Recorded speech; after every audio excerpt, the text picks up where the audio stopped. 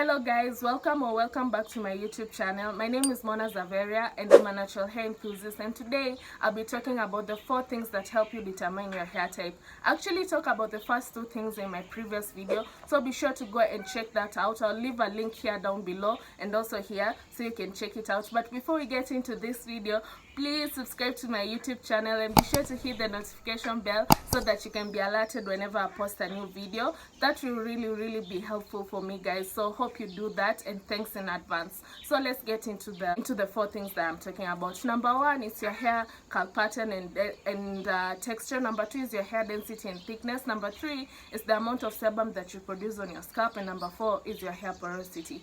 So I'm going to go to number 3 because I already talked about the first 2. So the production of sebum on our scalp. So what is sebum? Sebum is a very thick waxy oil that's produced in the sebaceous gland that's always located next to our hair follicle.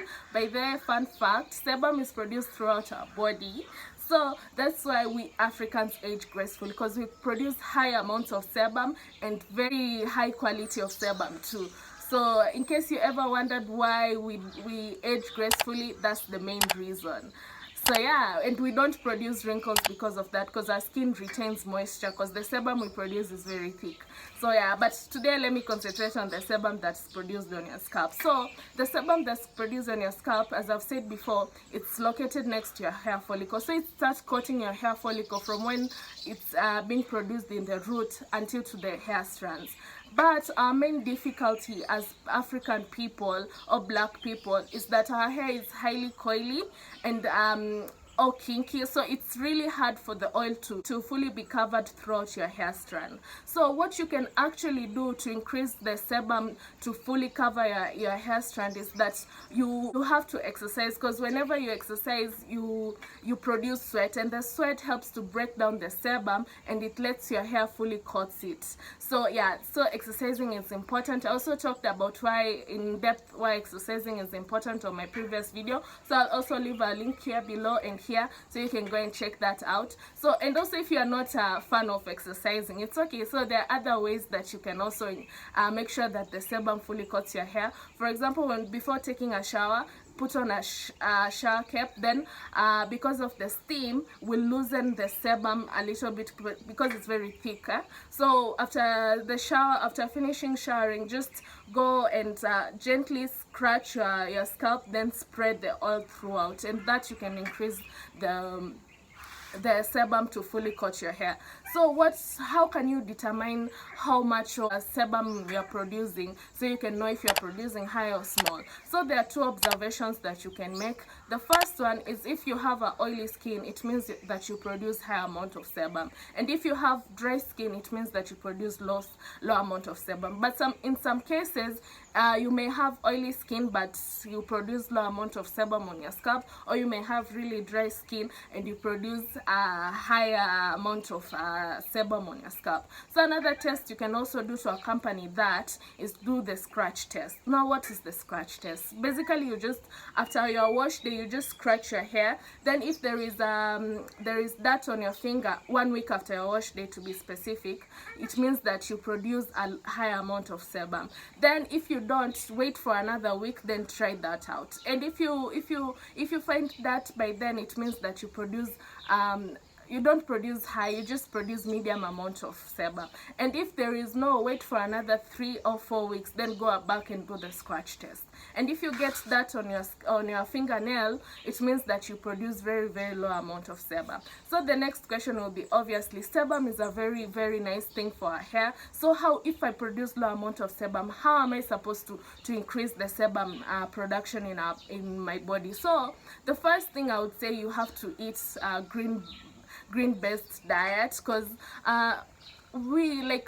currently a lot of people are really abusing, I think, the food production industry. So they put a lot of chemicals in our meat, in our chicken. So those chemicals can really mess around with your body hormones, and decrease the amount of DHT. DHT is what produces sebum, determines what produces sebum. By the way, another fun fact, ladies produce more sebum because they have more DHT hormone, and presence of testosterone reduces the amount of DHT produced in men. So yeah.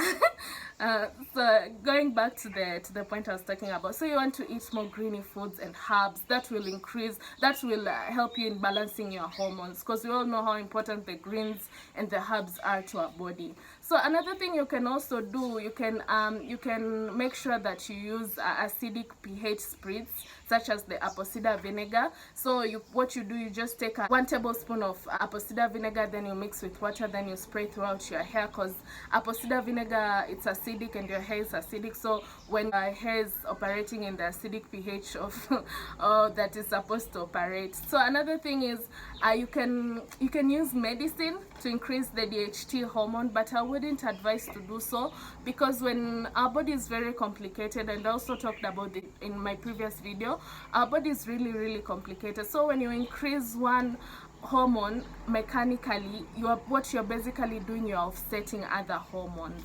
So another thing I want you also to understand, the reason sebum is very advantageous for us is that because sebum has a hydrophobic, so it means it doesn't easily let water evaporate through your hair, so it makes your hair becomes very moisturized.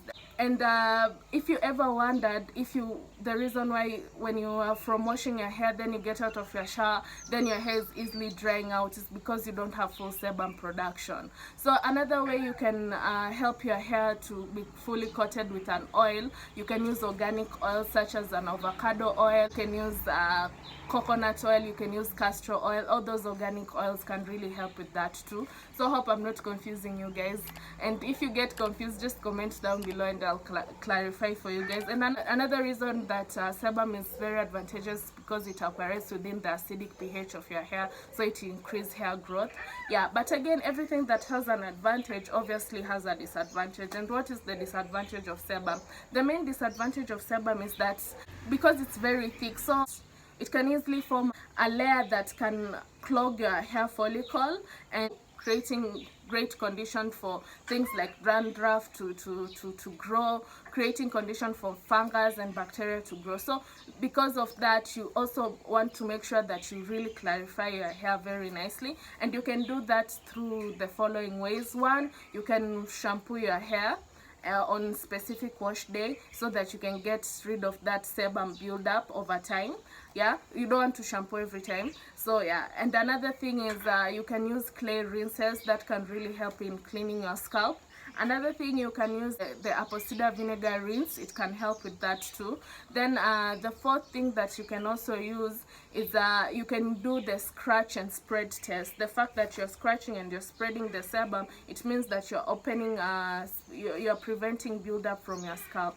So yeah, so those are the things you can. So I'll be ending the sebum topic here. I had planned to combine both sebum and hair porosity in one video, but this video has already taken 10 minutes and I don't want it to be longer than this. I'll be talking about hair porosity in my next video, and I'll be dropping it tomorrow on Wednesday, so be on the lookout for that. So yeah, thank you so much for liking, sharing and subscribing to my YouTube channel. Also comment down below and I'll be sure to get back to you. Also, let's connect on my Instagram page, and see you till then. So bye.